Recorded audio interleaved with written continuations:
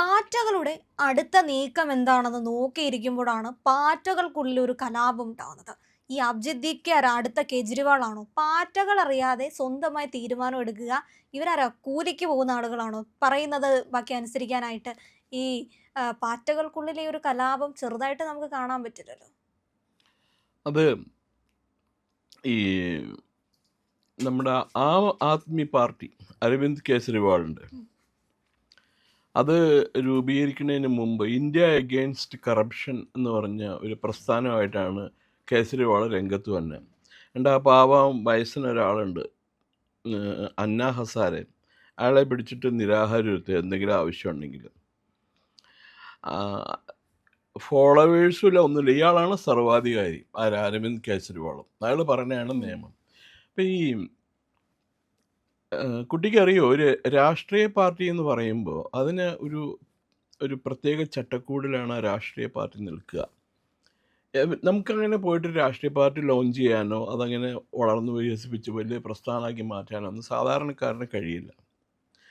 ഒരു രാഷ്ട്രീയ പാർട്ടി രൂപീകരിക്കണമെങ്കിൽ അതിനൊരു പ്രത്യയശാസ്ത്രം വേണം. അതിനൊരു കെട്ടുറപ്പുള്ള ഒരു സംവിധാനം ഉണ്ടായിരിക്കണം. കെട്ടുറപ്പുള്ള സംവിധാനം എന്ന് പറഞ്ഞാൽ കെട്ടിടവും ഇതുമല്ല ഉദ്ദേശിക്കണം.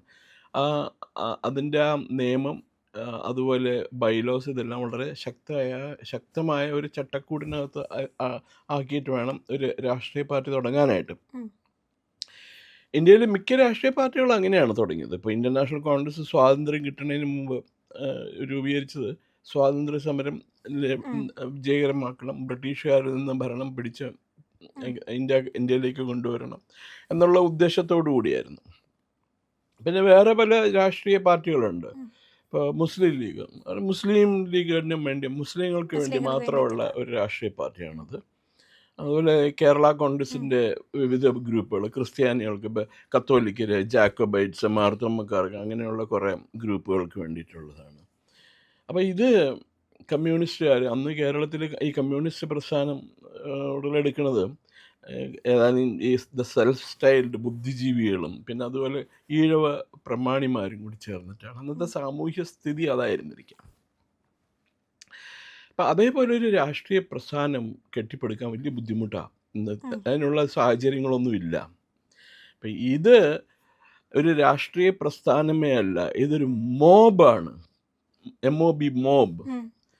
ആ ജനങ്ങളുടെ എന്താ പറയുക, ഒരു ആവശ്യത്തിന് വേണ്ടിയിട്ട്, പ്രതിഷേധത്തിന് വേണ്ടിയിട്ട് വന്നു കൂടുകയും അത് കഴിഞ്ഞ് അവർ സമരം നടത്തുകയും കാണുമ്പോൾ നമുക്കറിയാം ഒരു അച്ചടക്കവും ഇല്ല, ഒന്നുമില്ല.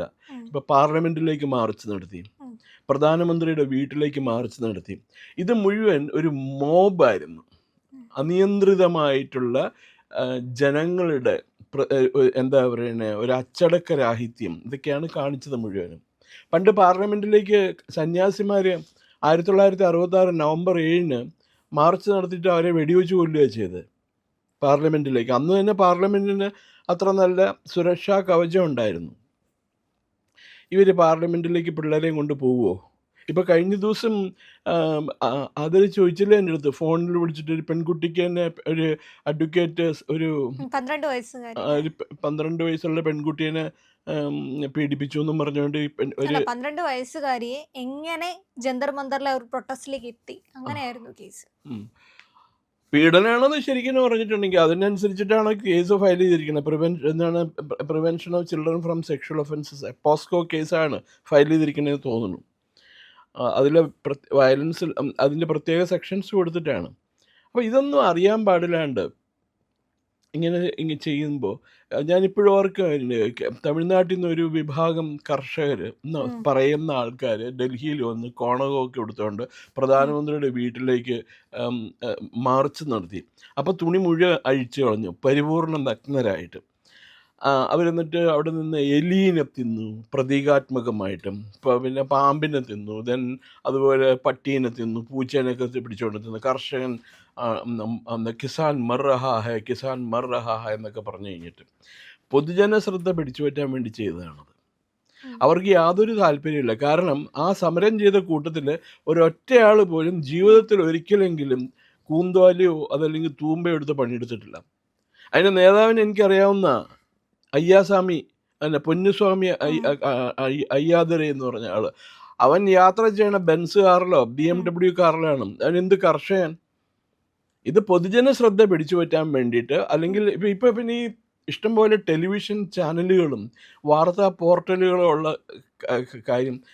ഒരു കൗതുകകരമായ ഒരു വാർത്ത, ജന്തർ മന്ദറിൽ 500 പേര് വന്ന് നീറ്റിനെതിരെ പ്രതിഷേധിക്കണമെന്നും പറഞ്ഞുകൊണ്ട് സമരം വാർത്ത കിട്ടി കഴിഞ്ഞിട്ടുണ്ടെങ്കിൽ അത് എങ്ങനെ വേണമെങ്കിലും അവിയൽ പരിവാക്കി എടുക്കാമല്ലോ. നമുക്ക് ഇപ്പോൾ സാമ്പാർ ഉണ്ടാക്കുക, വാർത്ത വെച്ചിട്ട് മറ്റേ പുളിശ്ശേരി ഉണ്ടാക്കുക, എലിശ്ശേരി ഉണ്ടാക്കുക, ആ രീതിയിൽ. നേരത്തെ പറഞ്ഞല്ലോ, ഇങ്ങനെയുള്ള വാർത്തകൾ എങ്ങനെയാണ് വളച്ചൊടിക്കേണ്ടതെന്ന് ആൾക്കാർക്ക് അറിയാം.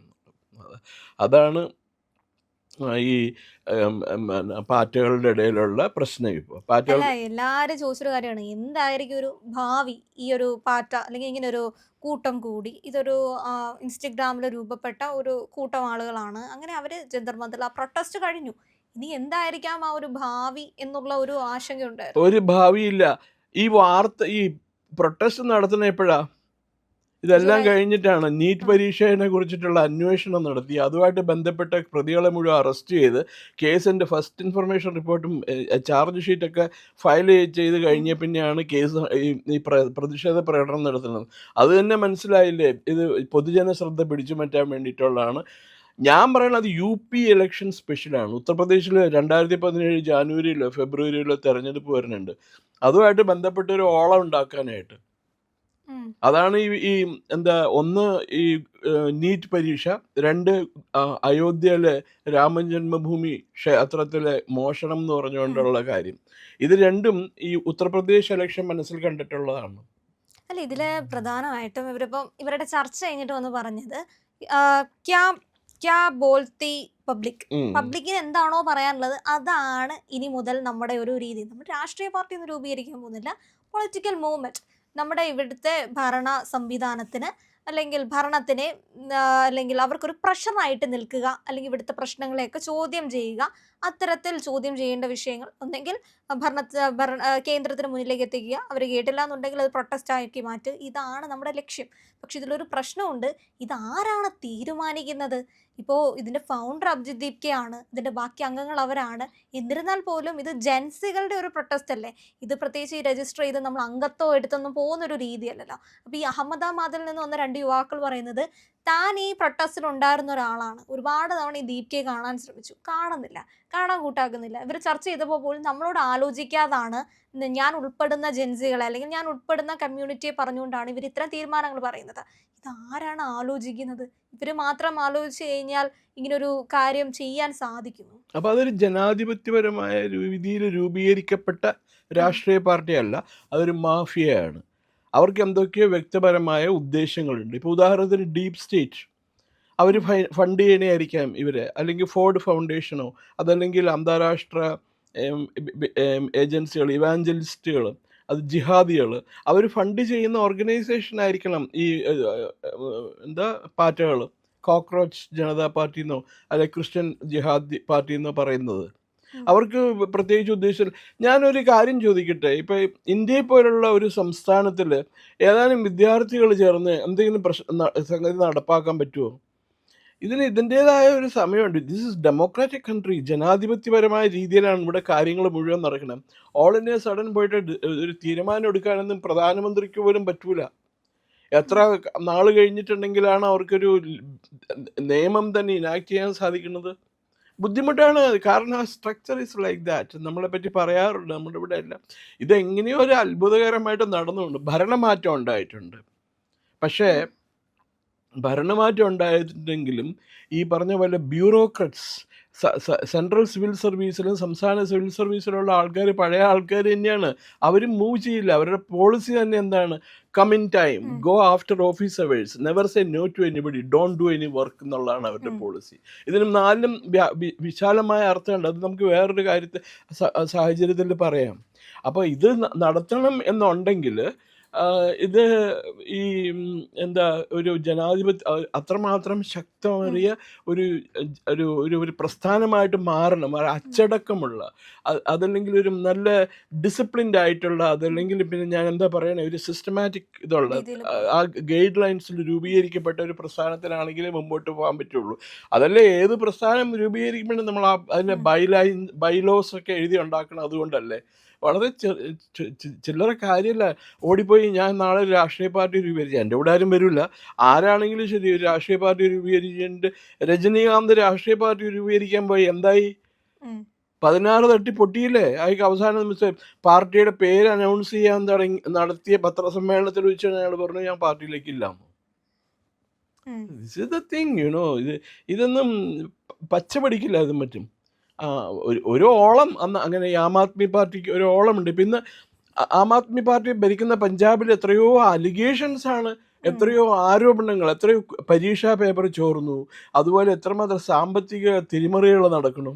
ഡൽഹിയിൽ എന്താ പറയണേ, അയാൾ ഇലക്ഷന് തോക്കാനുള്ള കാരണം എന്താ? ഡൽഹിയിൽ എക്സൈസ്, മദ്യത്തിൻ്റെ എക്സൈസ് തിരിവായിട്ട് ബന്ധപ്പെട്ട കാര്യങ്ങളാണ് അവർക്ക് വിനയായിട്ട് മാറിയത്. ഇപ്പോൾ ഇവിടെ മാത്രമല്ലേ ഉള്ളൂ ആം ആദ്മി പാർട്ടി, എന്താ പഞ്ചാബിൽ മാത്രമല്ലേ ഉള്ളൂ ഇപ്പോൾ. ഇനിയിപ്പോൾ അടുത്ത തെരഞ്ഞെടുപ്പ് കഴിഞ്ഞാൽ അതും തീരും. അത് ഇപ്പം കോൺഗ്രസിന് ഇതുപോലെ പറ്റിപ്പോയി. കോൺഗ്രസിൻ്റെ പുതിയ തലമുറയിലെ ആൾക്കാർ വന്നു കഴിഞ്ഞപ്പോൾ കോൺഗ്രസ് എന്താ ചെയ്യേണ്ടതെന്ന് അറിയില്ല. അതായിപ്പോയി. ഒരു കാലത്ത് ഇന്ത്യയിലെ ഏറ്റവും നല്ല രാഷ്ട്രീയ പാർട്ടി അല്ലായിരുന്നു കോൺഗ്രസ്? അല്ല, അതല്ല, ഇപ്പൊ രാഹുൽ ഗാന്ധി ജെൻസികളോട് ചോദിക്കുന്നുണ്ട് അഭിപ്രായം. കഴിഞ്ഞ ദിവസം തന്നെ അദ്ദേഹം ഇൻസ്റ്റഗ്രാമിൽ പോസ്റ്റ് ചെയ്തിട്ടുണ്ടായിരുന്നു, ജെൻസികൾക്ക് എന്നോട് ചോദ്യം ചോദിക്കാം. ഇത് രാഹുൽ ഗാന്ധി അത് ആത്മഹത്യാപരമാണ്. കാരണം അയാൾക്കൊന്നും മറുപടി പറയാൻ പറ്റില്ല. അപ്പോൾ അയാൾക്ക് അയാൾക്ക് മാനസികമായിട്ട് അയാൾക്ക് എന്തോ പ്രശ്നമുണ്ട് രാഹുൽ ഗാന്ധിക്ക്. ഇപ്പം കഴിഞ്ഞ ദിവസം കിരൺ റിജിജു ലോക്സഭ നടത്തിപ്പിൽ ഭരണ ഈ തടസ്സങ്ങളൊക്കെ പരിഹരിക്കണം എന്ന് അതിനെക്കുറിച്ച് ചർച്ച ചെയ്യാൻ വേണ്ടി രാഹുൽ ഗാന്ധിയെ വിളിച്ചപ്പോൾ കൂടെ പോയത് പ്രിയങ്ക ഗാന്ധിയാണ്. കാരണം രാഹുൽ ഗാന്ധിക്ക് സ്വന്തമായിട്ട് തീരുമാനം എടുക്കാൻ പറ്റില്ല. മാനസിക ഇതുണ്ട്, പ്രശ്നമുണ്ട്, വൈകല്യമുണ്ട് അയാൾക്ക്. അപ്പോൾ അതുകൊണ്ടാണ് അനീതിനെ പറഞ്ഞു വിട്ടത് കൂടെ. പേപ്പറിൽ വായിച്ചില്ലേ? അത് പേപ്പറിലൊക്കെ ഉണ്ടായിരുന്നു. പിന്നെ അവർ എഴുതിയില്ല മാനസിക വൈകല്യം ഉണ്ടെന്ന് എഴുതിയില്ല. ഇയാൾക്ക് ഡിസിഷൻ എടുക്കാൻ പറ്റില്ലല്ലോ, പാവം. ഈ പറഞ്ഞ പോലെ എന്തോ തകരാറുണ്ട് അയാൾക്ക്. അപ്പോൾ അതുപോലെ ഈ പാറ്റകൾ, മിക്കവാറും പാറ്റകളുടെ ജീവിതം എന്ന് പറഞ്ഞാൽ എത്ര നാളത്തേക്ക് ഉണ്ടാവും, അത്ര പോലെ ഉണ്ടാവുള്ളൂ. ഒന്നാമത്തെ അതിൻ്റെ പേര് തന്നെ ഒരുമാതിരി അവലക്ഷണം പിടിച്ച പേരാ പാറ്റ. ആർക്കെങ്കിലും ഏതെങ്കിലും മനുഷ്യർക്ക് പാറ്റേനെ ഇഷ്ടമാണോ? നമ്മൾ വീട്ടിൽ പാറ്റയെ കണ്ടാൽ നമ്മൾ ആദ്യം പേടിച്ചു പോകും. അത് കഴിഞ്ഞാൽ ഉടനെ ചൈനയിലേക്കൊക്കെ പോയി കഴിഞ്ഞാൽ അവര് ഇഷ്ടത്തോടെ കഴിക്കുന്ന വസ്തുവല്ലേ. എന്താ പിന്നെ അവർ ഉടനെ ചൈനയിൽ പോയി അവിടെ പാറ്റ പാർട്ടി രൂപീകരിക്കട്ടെ. അങ്ങനെയാണെങ്കിൽ അതാ നല്ലത്. ഏറ്റവും പുതിയ വാർത്തകളും വിശകലനങ്ങളുമായിട്ട് ഇന്ത്യ ലൈവ് നിങ്ങൾക്കൊപ്പമുണ്ട്. ഇന്ത്യ ലൈവ് ഇനിയും സബ്സ്ക്രൈബ് ചെയ്തിട്ടില്ല എങ്കിൽ ഉറപ്പായിട്ടും ചെയ്യണേ.